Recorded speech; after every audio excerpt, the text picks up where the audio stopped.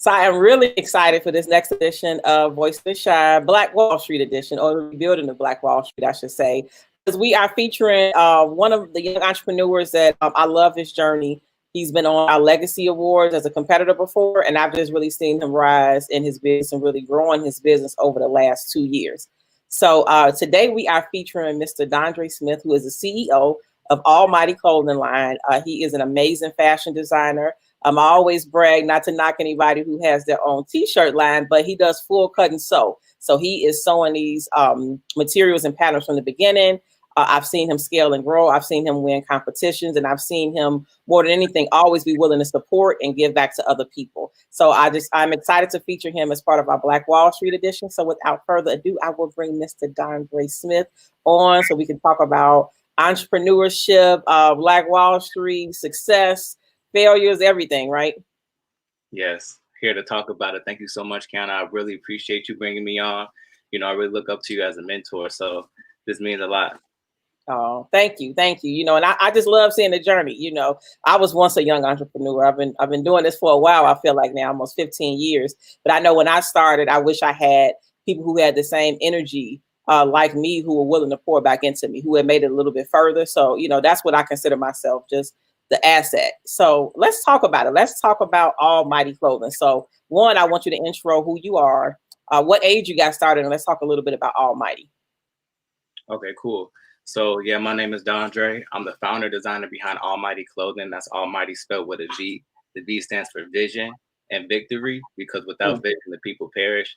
And so I started this brand. I was actually fresh out of high school when I had the idea of starting a brand, but I didn't officially start it until the end of my freshman year.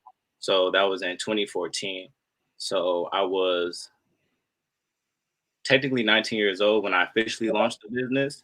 And when I first launched the business, it didn't mean what it means today. So today it's a Kina building clothing company.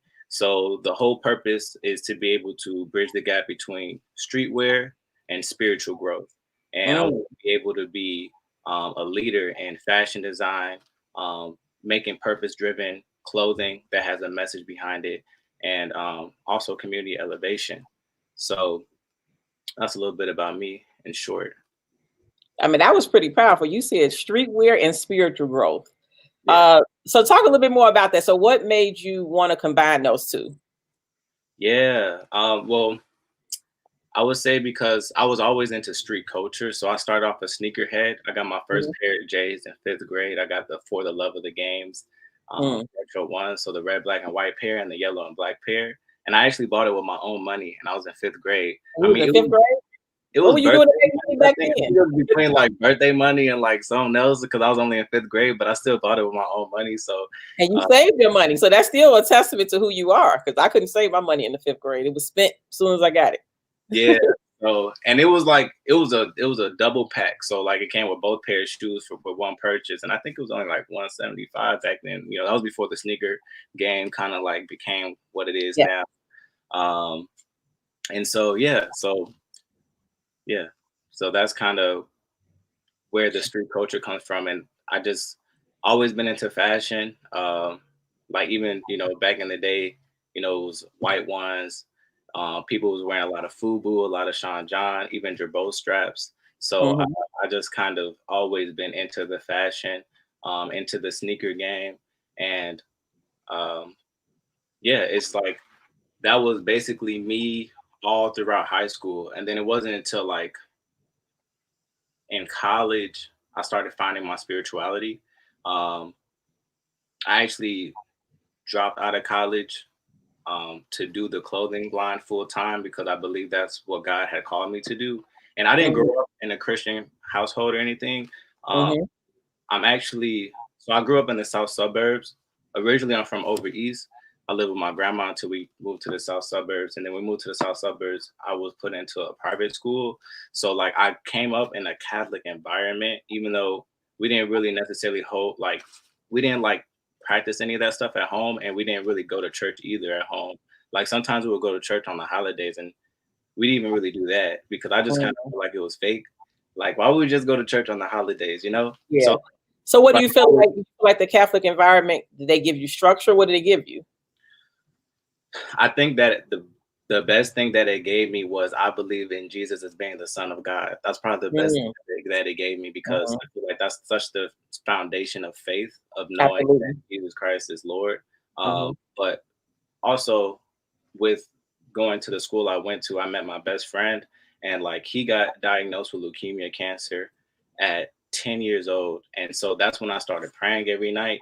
And by God's grace, he healed my best friend from leukemia cancer, and he's still alive Wow. to this day. And I know I talk to him all the time, and he's like, man, like everybody he was in the hospital with didn't make it. And so, Mhm.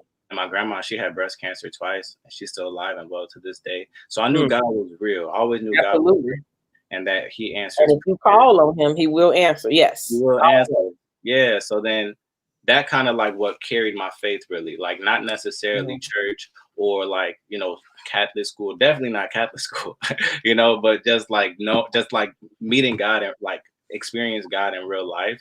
Mhm. For me, yeah, so that's kind of where it all hit off. And then I was going to school to become a pharmacist, and I took a year off to establish residency. And then I was doing a lot of traveling for my business. So I started the Mhm. brand in 2014, my freshman year.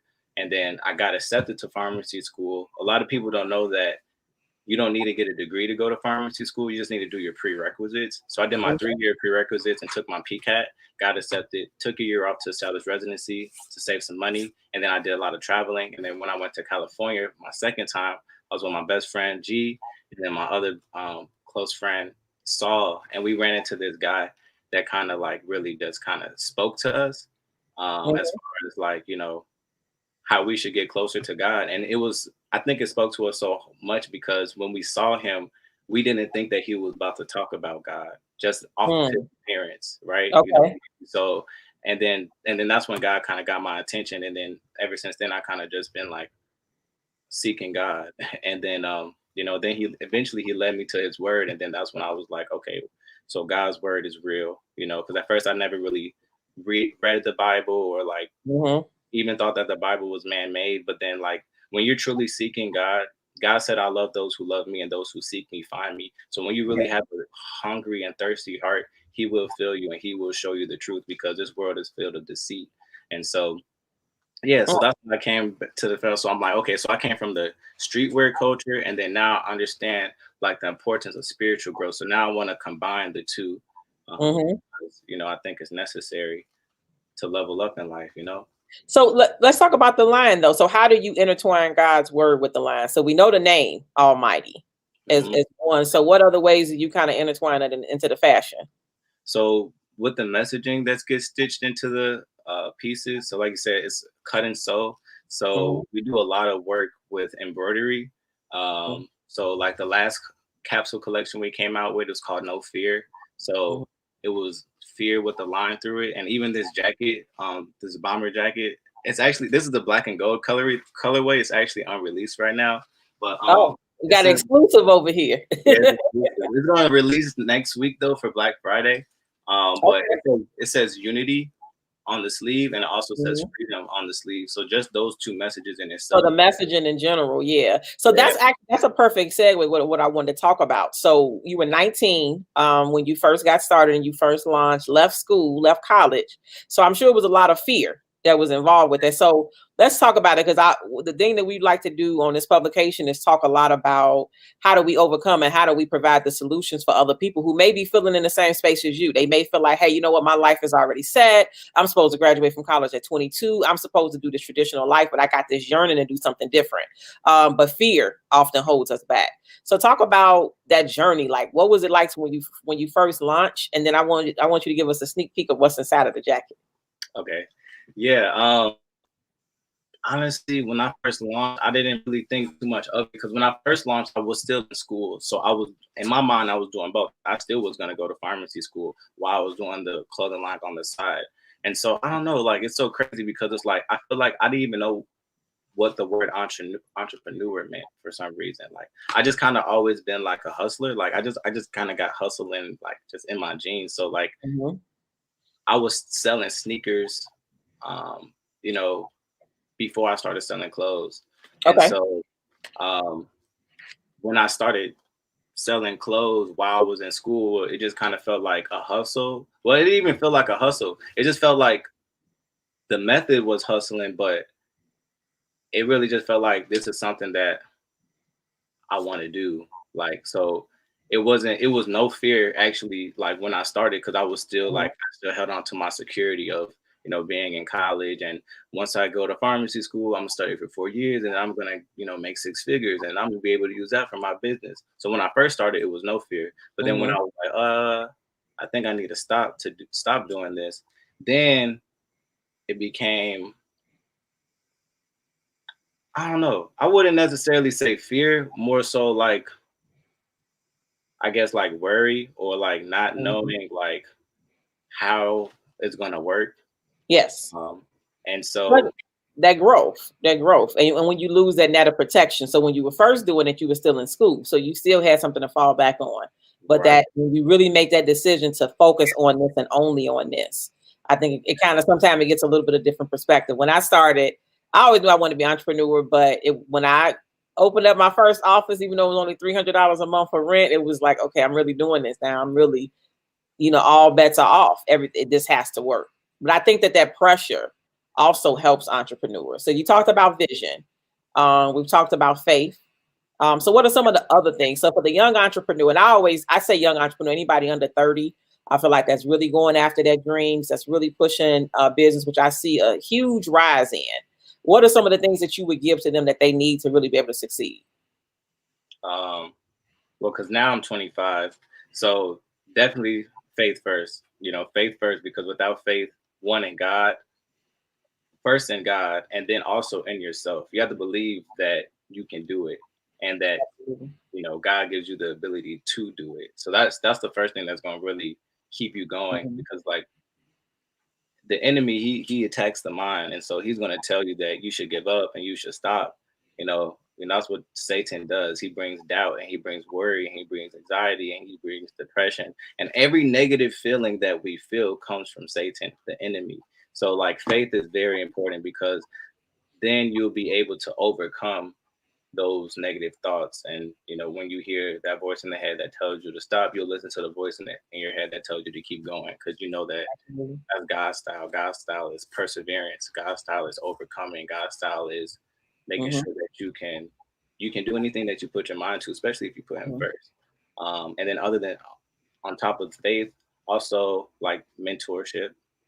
Absolutely. You're like, well, definitely one of my mentors. So like I'm I'm self-taught. So like I said, I was going to school for pharmacy. So like I like invested in education. I invested in like online communities of like people that Mhm. has ran successful businesses, and then God also led people to me, like real people in real life that like are my mentors today, like you. And so in every different area though, because when you're an entrepreneur, you're wearing all these Absolutely. different hats, like Mhm. the designer, the marketer, the content creator, the finance guy. Finance, absolutely. That's what I was gonna say. Yeah. Mhm. Yeah, so I need a mentor in each category. You know what I'm saying? Like, so like Well, one mentorship. thing I'm going to say about you is, for those that I met Dondre 2 years ago. He was one of our young entrepreneur finalists for the Legacy Awards, where we celebrate Black entrepreneurs. And although you did not win that competition, what I loved about you is you stayed in touch and you said that you wanted to connect with us. You said that you wanted to be a part of it next year. And because of that, what happened? You end up coming back the next year and putting on the entire fashion show. Yeah, that was You dope. know, Thank you again and for the oh opportunity. yeah, and when I talk about people, I talk about its persistence, and it's also making sure that you an asset, like you said. So before I became a formal mentor to you, you made sure that you just followed up with us, that you were an asset, and I just saw how resourceful you were. So it's interesting because we've had several people participate, but generally, if they're not the winner, we don't talk to them anymore. Right. They just disappear. I'm being honest. You were the first one to stay engaged, and I'm gonna talk about winning on another level in a second, and being prepared for winning, because he did end up winning something after It's that. all about God's timing. All about God's timing, but more than that, you were still a winner because you came back and presented your whole fashion on that same stage that you auditioned for the year before. You were able to meet so many other people. You network with us. Now we work together. We print, and work with you on different things. You work with us on projects. So it's always about, like you said, that what somebody might have looked at, which is what I was just going to talk about, failure. What somebody might have looked at as failure is really just a building block for where you're supposed to go. So I use you as an example a lot, whether you know it or not, of somebody who really just stayed resilient and really just showed his value. And like I said, what you were able to do and win was just so much beyond just that stage. And you were the only one. We've been doing this for 4 years now. You were the only one that was a runner-up that actually stayed engaged with us. And I feel like you've won so much more. So 2 things I want to talk about is the failure. So we just talked about a little bit of how you can kind of bounce back from failure, and just connecting that to spiritually. It's been a lot of things that, of course, you can look in the Bible where somebody was once, considered a failure, a murderer. I mean, all type of things. And God had a greater path for them. And then 2, I'm going to talk about being prepared to win. So I want you to use the example of the other competition that you got in, and how do you take what some may look at as a loss or failure, and how do you use that to get better? Okay, that's a great question. And I just want to say it was easy to continue to follow up, because I really love what you're doing, and the organization, and just the Legacy Awards was just super dope. I'm like, man, I want to be a part of this however I can. So shout out to WDB Marketing, shout out to Kiana and the whole crew. Voice of the Shy. So but to answer your question, I tell people to fail fast and fail often. I don't think you're a failure unless you give up. I think you're a failure if you give up. But I think if you fail, then you're closer to winning, because then it's like, okay, this didn't work. Why didn't it work? Okay, I'm not going to do this again. I'm going to do it better this time. Oh, that better this time didn't work. So I got to do it even better this time. And then sometimes it's also just timing. So, yeah. And that was my first time actually speaking on stage in front of that many people too. That's what I was going to talk about. So let's talk about the success. So Dondre ended up being runner-up in our Young Entrepreneur Contest, which it came with some money, but it also came with marketing support, different things like that. But fast forward about 7-8 months later, you end up entering another competition, right? Right. Was that the same year? Wait. It was the same year. Because it was the same year. That was 2019. What was that I was the third? Yep. The competition was February 2019, and it was the same year. It was December. Wow, that's crazy. Yeah, it was the same year. Yep. So share with them the other competition that you entered and the outcome. Yeah, so the other competition is with Teamwork Inglewood and Inglewood. So it was a business plan pitch competition. So man, it's actually really crazy and amazing. And I just give glory to God just thinking about just now kind of going down memory lane, because I started the brand in college. So I was going to the University of Iowa. So I actually started the brand in Iowa City. So I didn't drop out of school and move back to Chicago until 2018, the end of 2017, 2018. And so, 2017, 2018. So basically, even though I'm from here, I was doing most of the business out of Iowa. So when I officially moved back home, it was time for me to do more networking and, get myself out there more, throwing events, fashion shows and whatnot and so when I came, after that, the Legacy Awards in 2019, a lot of different opportunities. Actually, from that, I believe I got into with Chicago Urban League, and and then I got into Chicago Urban League and got some mentorship through there, and then I met Bruce Montgomery. Yes. And then, so Bruce, he had a free program about entrepreneurship with the Hope Operation. Yes. And also did another free entrepreneurship, and it's so many different resources here in Chicago for entrepreneurs, and it's just a thing. So it's after that I was in 2 free programs for entrepreneurship, and I humbly took it, because it's I could be oh, I'm already an entrepreneur, but no, I wanted to see what steps I missed, because sometimes you can miss steps in this process, and if you miss steps, then you won't be able to grow, because it's that's you walking up a staircase, but it's one stair, a couple of steps missing, then it's if it's enough steps missing between that one space and that other one, you're gonna fall, Fall. So So with And that goes back to humility too. Like I always tell people, I mean, I go to conferences that I'm speaking at and I still have my notepad out. I'm always taking notes. So you never should feel like you've learned enough, that you've gotten far enough, that it's not something, it could be one little nugget that can transform your business, transform your mindset. So I applaud you about being resourceful. And I think that, like you said, it's something that our young entrepreneurs or entrepreneurs in general, you got to tap into what's around you, you know, and that was literally one of the first ways that I described you. I said, Andre is so resourceful.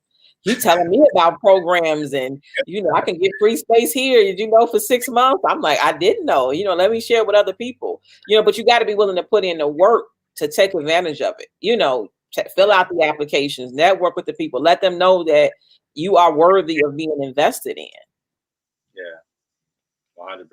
So we still got to finish up the story though. So fast forward, Legacy Awards, yeah, February 2019. from doing those type of educations, it kind of helped me like redefine my business plan, even redefine the vision, because like I said, the vision kind of changed in between that time. So I'm like, okay, well, so just redefining it, getting my numbers in order, and then it allowed me to write a business plan and then turn in the business plan. And then it was just like you had to turn in the business plan, and then the business plan had to get approved first by the committee, and then you had to do the pitch competition. And so, and that was like, yeah, so I feel like the Legacy Awards kind of prepared me for that, because it's like that was my first time speaking in front of so many people, and I think I did a pretty good job. I do think Aaliyah definitely deserved it, so that's why I wasn't even mad. Shout out to Aaliyah, who was our winner that year, Aaliyah Stewart, from the Hope Foundation. So she does an amazing job. She's a phenomenal speaker. She just has an amazing story too. Yes. You are all, well, it's always when you make it to, I always tell people, when you make it to the top 3, I mean, you all are all phenomenal. And that's why I love, like you said, once you in the room, the power is in the room. The power is not just in the win. It's in, you got 600 successful entrepreneurs or people who are movers and shakers who see you and have now heard your story. So we just giving you that platform. So if you do it right, you do not walk out a loser. I don't care if you take home that prize or not, you know, everybody in there, you know, because you have to be phenomenal. I read them final applications and I am very much a stickler, you know, and it's about vision. It's about people who have a passion. And we always choose the people who we feel like have the best trajectory for growth, you know, because like they said, you want to plant, you know, you want to water good soil, you know, so when we give those prizes out, when we think about those top 3, we want to give it to a young entrepreneur that we know is already, that understands that business, is already invested. So when you made it in the room, you were already a winner. So you end up winning the competition, right? Yeah, so it was 10 of us that applied, and it was actually dope because everybody won something. 10 finalists. It was 10 finalists. Yeah, it was only 2 grand prize winners, and so it was me, and then the other one that won was he worked with you. The other person that I mentor. Yes, I was so happy. I said, God definitely surrounds us with winners all the time. So I actually, Dondre didn't know, but I was one of the judges for the applications. I did not judge Dondre's application. It was split up. But I knew he was a finalist, but I helped judge the application and I helped coach 2 of the finalists. And one of the finalists that I coached won, and Dondre was the other winner, and you all won. What was that? Drum roll, 10,000 apiece. Yeah, plus a lot of exposure, and it was hundreds of applications. That's what it was, hundreds of people that applied, and they narrowed it down to 10 finalists. So yes, so that's just a story to me of, again, God will prepare you for what it is that He has for you. You know, it's not being discouraged, like you said. The Legacy just opened up the door for so much relationships, preparation, being on stage, and it just prepared you to do so much more. So what I also wanted to talk about is, again, I'm just really passionate about young entrepreneurs. I've been doing this for 15 years, and I wanted your opinion. So the theme of this edition is Rebuilding Black Wall Street. So we're coming upon the 100-year anniversary. A lot of people don't know. In Tulsa, Oklahoma, it was burned down in 1921. So we're coming up to the 100-year anniversary where we actually had banks and restaurants. It was a Black-owned movie theater and all of these different things. But I see a resurge. And I see a resurge not with just people in my generation, but I see it with the younger generation. Tell me your thoughts on where you feel like entrepreneurship is going in the community and the opportunities. I think it's going up, especially in our community too. I just know, like, even just in my personal life, a lot of my friends have became entrepreneurs this year. Yes. And so and it was already a lot of Black entrepreneurs, at least here in Chicago, even Mm-hmm. know it or not. There's a lot. I mean, at the Legacy Awards, you see hundreds of them. Mm-hmm. So I feel like with everything that happened with like we're in the middle of a pandemic and revolution. It's like just being able to see the blessing in disguise, despite the fact of people getting sick. That part sucks, and we got to continue to pray that everybody remains healthy and recovers well for those that did get sick. Um, However, I know that you know for Black businesses, I feel like it's been like a pretty good year, at least for like some people that I've spoken to and my Mm-hmm. and then also like we're realizing that we can't put our trust in the system and that we need to Absolutely. like create our own system. And the only way to do that is be able to support each other and invest in each other and invest in ourselves really. And so I think it's on the way up. I think I think we're just figuring it out. I just think we need to get more organized and strategize better and just we really just need to get more organized. That's what it really We needs. need to get more organized. I think that the pandemic did show that as well. So when a lot of the grants and opportunities came out, people realized like, oh, in order to get the money, I got to be legit. I got to pay taxes. Right, exactly. Absolutely. You do, and I think that as we get that together, I just see a rise. But I applaud your generation. I'm not that old, but I still applaud that young generation. Like you right there with us. Like, I aren't you right there. like, I feel like I've just been doing this for so long. But I just feel like I see people who are 20, 21, 22, not only starting their own businesses, but understanding the importance of supporting Black-owned businesses. So, I say I feel a little bit older just because, when I graduated, and girls were getting their nails done and different things like that, they weren't saying, oh, can I go to a Black nail salon? One, there wasn't a lot out there, but that just wasn't our mindset. Well, now you see that in the younger generation and you all invest in each other. So people are investing in your clothing line and you then are going to support their beauty brand, or you're hiring a DJ that's your age, or you're hiring, somebody that hosts events that's your age. So I just feel like that's the ecosystem that we really need. And once we build it amongst each other, then we don't need the outside world support so much. We still will take it, but we don't need it as much. So what I want to end just talking about the future. So let's talk about where Almvghty is going. You mentioned success for Black entrepreneurs. Even during the pandemic, I know you had a couple of strides for, a couple of things that were successful during this year. So let's talk a little bit about the clothing brand, where you're going as an entrepreneur. So I actually have this sketch in front of me. I'll share. And we still got to take a sneak peek of that jacket too. I'm sorry, I almost forgot about that. Okay. Okay. So yeah, so the next thing right now is an app. So Almvghty app. So, wow. Yeah, the opportunity kind of came out of nowhere. I always wanted to do an app, but I'm like, man, that's too much like to do. Like I don't have time for that. But truly God will, show you the path. He'll give you many are plans in a man's heart, but it's the Lord that directs his steps. So it's like truly when putting in the time with him, he'll show you and lead people to you to do what he wants you to do. So we're actually releasing an app next week. Next week. Oh wow. Yeah, for Black Friday. But actually within the next, like by this weekend, by Monday, we're gonna do a soft launch. So I'm gonna make sure I send it to you because I'm sending it to the close friends and family to like check it out before we actually launch. But yeah, so this jacket is gonna be exclusively released on the app. So like most people know this jacket, but they know the black and red. So it's basically the same except it's black and gold. So and it's very limited. It's called the Legacy Bomber. Legacy Bomber. Okay, shout out to Legacy. It's gonna be limited. So I think the new colorway just like really smacks. I love it, and I love your craftsmanship. Yeah. So what did you learn this skill set? What did you learn the cut and sew? So man,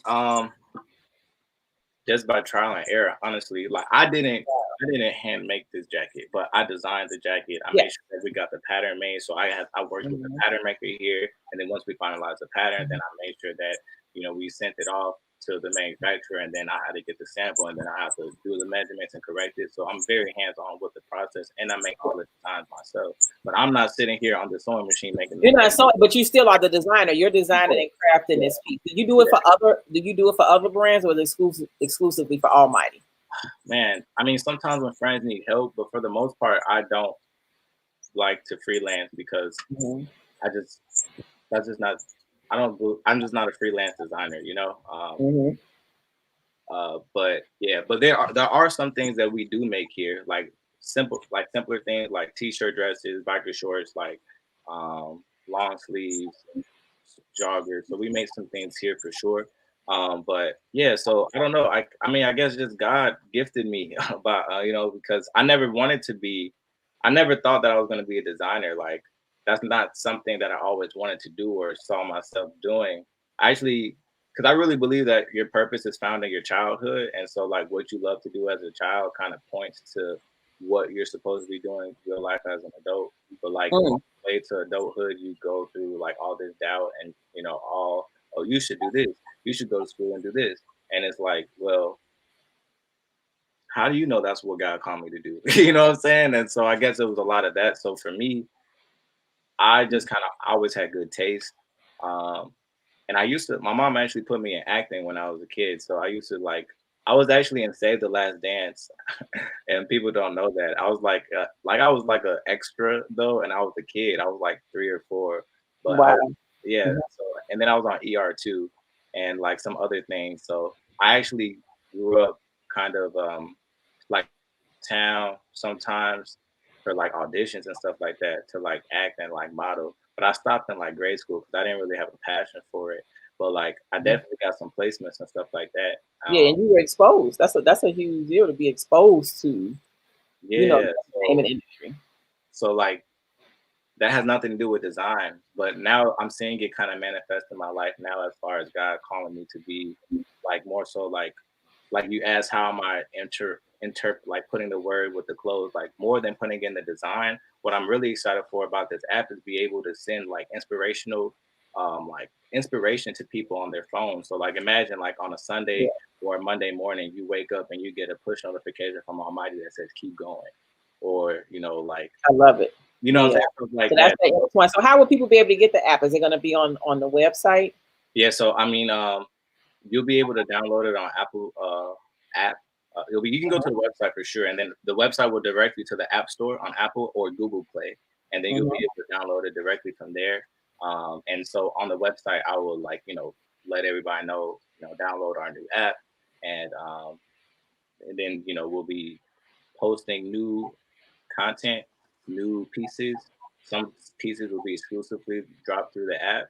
And then just like we won't be hitting you guys up every day, obviously not, but like Mm-hmm. definitely like in the beginning of the week, maybe in the middle of the week to give you some information to give We you. can use inspiration every day because we Yeah, know that it's not an easy task. I was looking at a meme the other day. It's like the 8 personalities of an entrepreneur in one day. You happy one moment, you motivated, and you sad, you ready to give up. And at the end, you say, you know what, I'm doing this another day.